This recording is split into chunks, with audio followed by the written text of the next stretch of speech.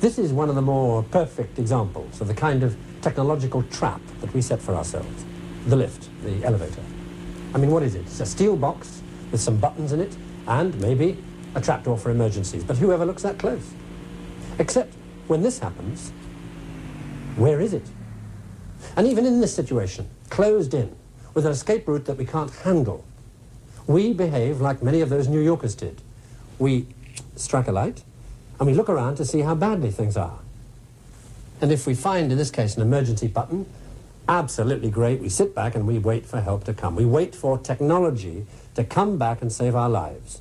Because it's inconceivable that it won't, isn't it? I mean, if you admit that, you've got to admit that every single day of your life, in some form or other, you unconsciously walk yourself into a technology trap. Because that's the only way to live in the modern world. So you don't admit it. You say, oh, well, in this situation, we'll cope. But what happens when the effects become widespread, irreversible, devastating? What happens when what little resources you have to help you cope give up? Then what? Well, in all the disaster scenarios you read, what happens is that without power, technologically based civilization cracks up rapidly. Without enough auxiliary power, and most major cities don't have it, organization is impossible. It's every man for himself. Looting and arson follow. And in a city not prepared to be a fortress, supplies run out fast.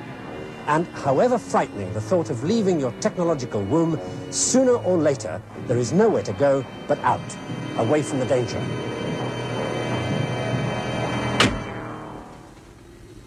The minute you decide to move, you're on your own, in a way that no modern 20th century city dweller has ever been in his life. And then the traps begin to close. To start with, do you even know where to go in order to survive? Did you manage to get a map before you left? And if you did, how do you get out? Walk?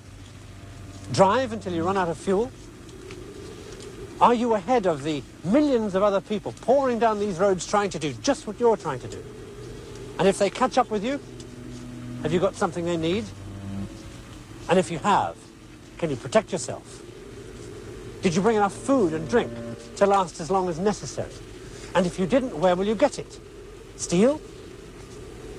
How far out will you have to push on until you're far enough out to be safe? And can you be sure that's far enough? And even if by some miracle you finally make it, do you know enough to recognize a place to stop when you see it? I mean, what does survival without technology look like? There'll be no signs up.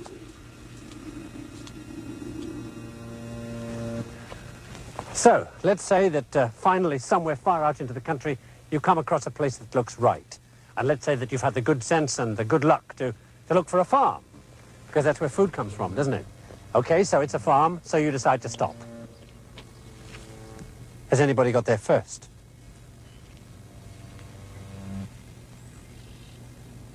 Or are the owners still here? Because you're going to need shelter, and people don't give their homes away. They barricade themselves in.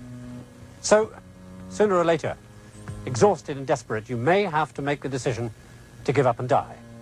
Or to make somebody else give up and die because they won't accept you in their home voluntarily.